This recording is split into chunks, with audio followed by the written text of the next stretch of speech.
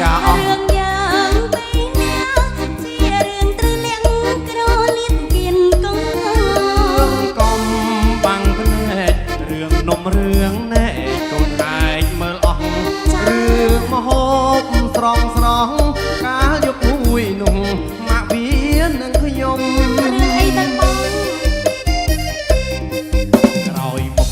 បាតុកសម្បត្តិឯងទុកឲ្យផុតប្រកូនក្រមុំចាសម្បត្តិបងស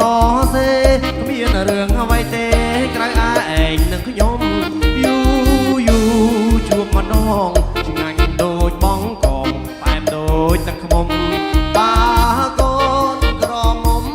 មើលហើយគឺចំរឿងវាចង់ដឹងយោបាយកាឲ្យអូនក្រោយបើផ្ញើសម្បត្តិកុំផ្ញើមិនបិនចូលស្អិតណាញ់ចឹងបងផ្លែបានកូនចង់ស្នាវាមើលឲ្យប្រើតើមិនខ្ញុំដឹងសាបិនខ្សឹមខ្សៀវឃើញហើយអូនស្រៀវដល់សរសៃចឹងសម្បត្តិម្លឹងទៅឲ្យកូនដឹងអញ្ចឹងទៅកើតណែ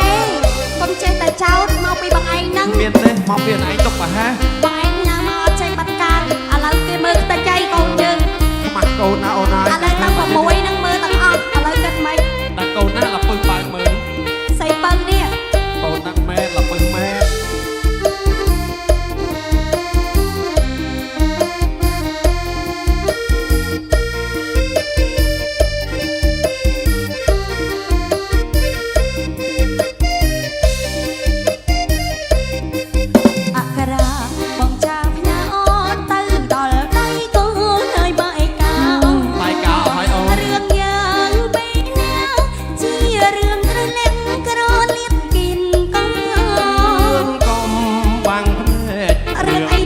រឿងណែកូនហែកមើលអស់រឿងមហូបស្រងកាលយប់មួយនោះម៉ាក់វានឹងខ្ញុំតាំងអើយក្រោយមុខបាតុកសម្បត្តិឯងទុកឲ្យផុតប្រកូន